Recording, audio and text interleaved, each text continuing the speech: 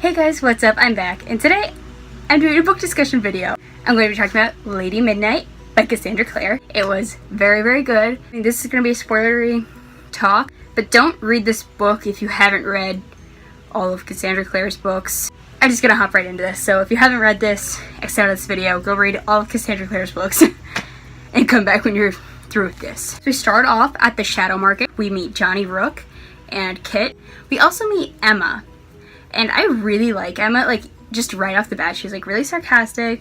She's really funny. I really like her. We met her at the end of Mortal Instruments, but she was, like, 12 in that, and she was barely in it, so I didn't, like, get a feel for her character. So we're introduced to everyone at the LA Institute, and there are a lot of... And they talk about Arthur Blackthorne. He hides away in his office most of the time and studies Greek mythology extensively. My first thought when they talked about him was he's like Henry. But no, he's not like Henry. He's so mentally unstable. Like, he's been through some shit. Like, and it's really affecting him. So, not like Henry. Like, just really sad. So, Church is now at the LA Institute. And it appears that Emma is the only one he likes. That is so cute. Because Emma's like Carstairs. And then, before Emma, like, Jem's the only one that he ever liked. And, like... Church will come in with like little presents wrapped around his neck, and they're from Jem. Like, Jem like uses Church to send Emma like little presents, and I'm like, that is, oh my gosh. I love Jem so much, you guys. Julian at one point says that if he could go back in time, he wouldn't have had a Parabati, and the way he says it is like a pretty bitchy way. He could have like worded that so much differently without like professing his love for Emma. Okay, we find out that Julian had to kill his father during the Dark War. His father turned, and he had to kill him in front of all the younger siblings. And that is so sad. Like, that is terrible. Like, oh my gosh. So, the fairies come, and they want to make a deal with the Shadowhunters. They make a deal with fairies. I don't know why they did that. I mean, obviously I know why, because they want Mark, but like, that's just... bad move, honestly. Like, you don't make deals with fairies, but they do. And I mean, the fairies want to solve all these murders that have been happening, and the murders like have a lot of parallels to Emma's parents' deaths a couple years before, and a couple of the victims were fairies. So okay, I'm not explaining this well at all, but if you're watching this part, you've read the book, so you know. I'm just kind of recapping badly, but it doesn't matter. You know what I'm talking about. Mark's back, but he's like not Mark. He thinks that he's like hallucinating. The fairies are like making him do this, and that's just really sad. And I like seeing Mark's progression to finally like becoming a Blackthorn again, like being himself. Mark and Carryin. I know that's not at all how you pronounce his name. His name isn't spelled like that, but that's how I said it the whole time. So I'm just gonna stay with it. When Christina sees them kissing, I was in shock. I really thought that Mark and Christina were gonna be a thing, and now I really don't know, even though like Mark doesn't want to be with Carryin anymore, which I understand. I did not like Carryin at all, but now Perfect Diego's in the picture, so I feel like him and Christina are gonna be a thing. And then I don't know what's gonna happen with Mark. He has to meet someone, like, because obviously Emma and Julian are gonna end up together, Diego and Christina are gonna end up together. Like, what's gonna happen with Mark? I don't know. We find out that Emma's father, a Carstairs, played the violin. Jem plays the violin. That just made me happy. This part, I was like almost in tears. Is Emma and Julian's Parabati ceremony. And they're talking about how like there's like a reception afterwards, and a bunch of sets of Parabati get up and they just like share cute Parabati memories, and they all look so happy because like they love each other more than anything. And then Jem and Tessa are there. At some point during the speeches, Jem had slipped quietly from his chair and disappeared through the doors to Angel Square. Tessa had dropped her napkin and hurried after him. As the doors closed, Emma could see him on the dimly lit steps. Jem had his head down on Tessa's shoulder. Jem had to excuse himself. I was crying because Will and Jem are just the greatest pair of Parabati ever. And... okay, I can't even talk about this. Emma and Julian have their first kiss, and it's Julian's first kiss ever, and then they end up having sex on the beach and sleeping there together all night, which was... that escalated very quickly. Also, I don't know why they stayed there. Like, they could have been seen. They were seen by Malcolm.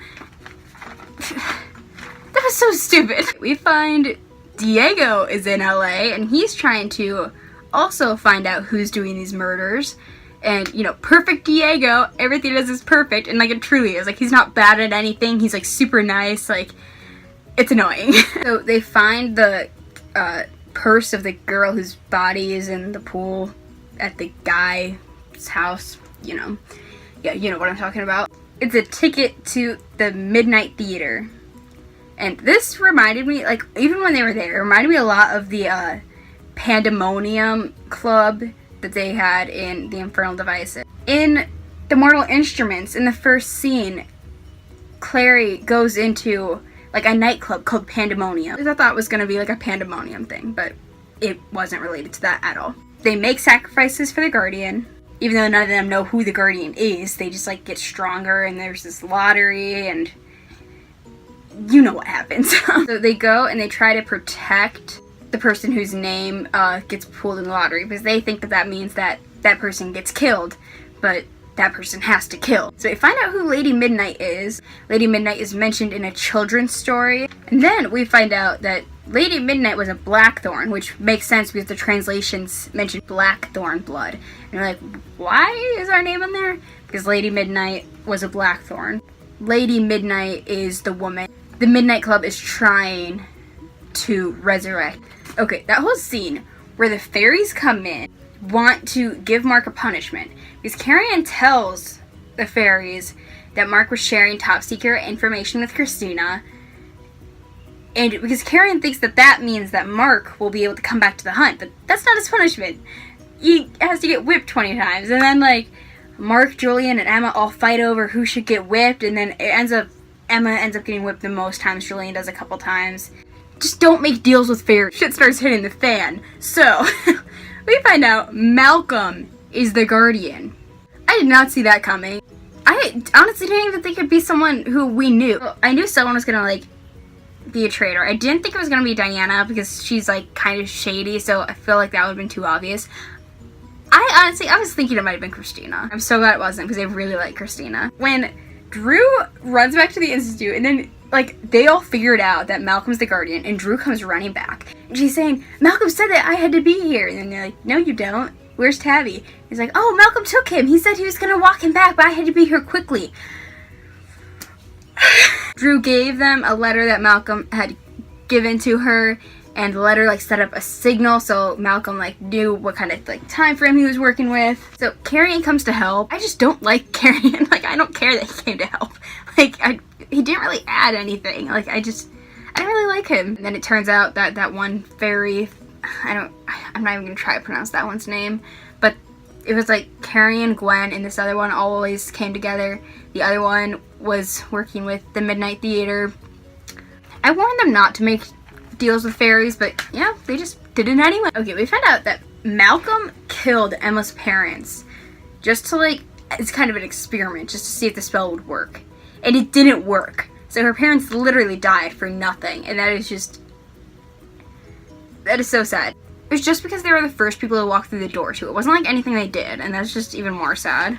Finally, when they go into this battle with Malcolm, Mark lets a rune be drawn on him, and that's just because the whole book he's like, no, I don't need runes, and he's like, finally he's like, I am a shadow hunter, give me some runes, and I'm like, oh yes, Mark. So they go to get Tabby, and Diana's there, and that I was like, okay, maybe Diana, like, is working with all this shit, but she wasn't. She, like, found out about it, and I mean, there's still something shady going on with Diana. Like, she's keeping a lot of secrets, so we'll probably find out what they are.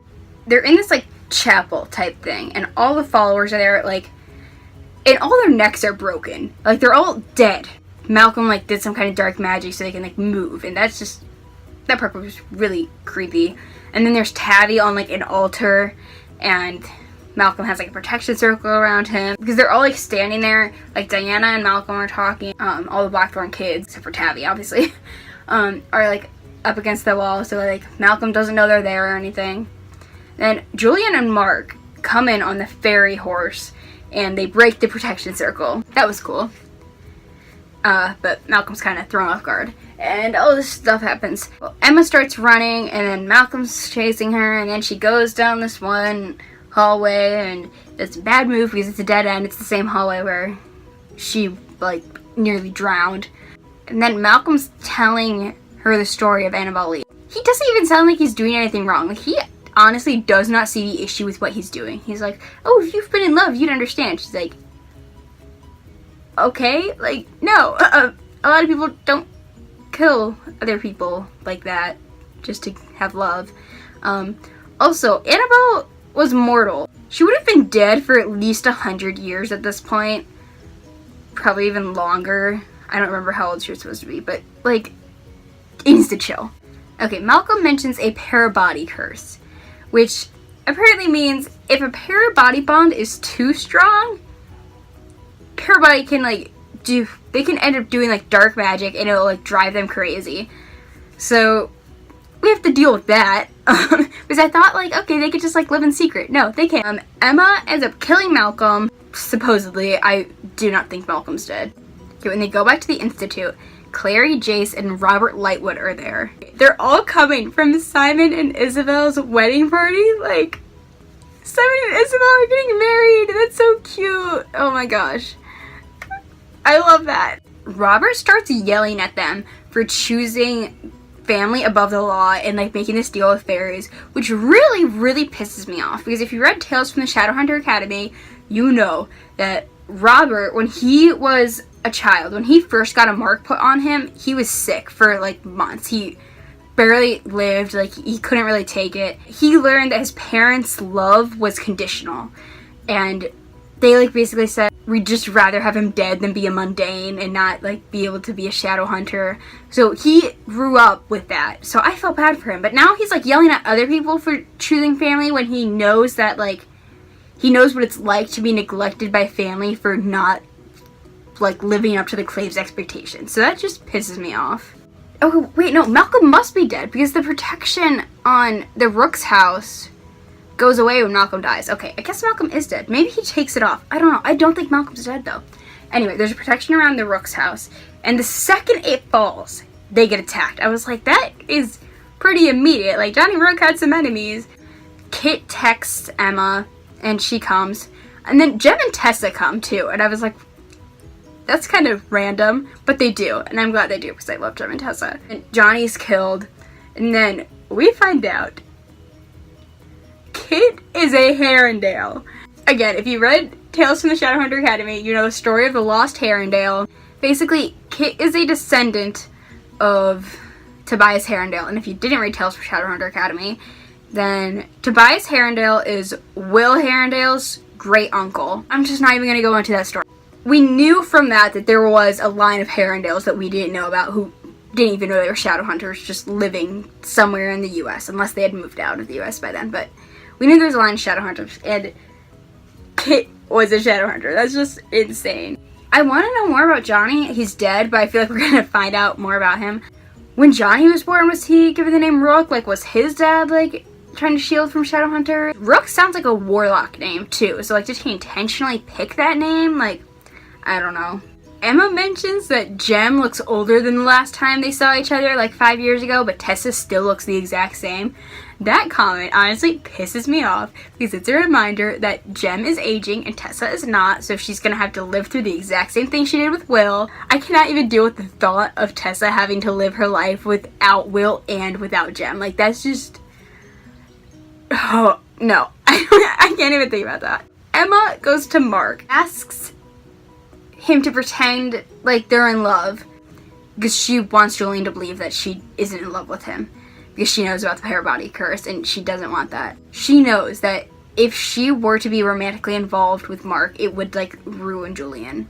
So that's what she does. And she asks Mark for this favor to, like, act like they're in love. And then Mark comes over and is like, why pretend? Like, what does that mean? Like, is Mark in love with Emma? Does Mark, like... what does that mean? And then I get the epilogue. Annabelle is alive. The next book's gonna be so interesting. Like, I'm so excited to see where this goes. This book was really good. I'm really excited that I only have to wait a couple days for Lord of Shadows. I'll see you next week, and have a nice day. Bye.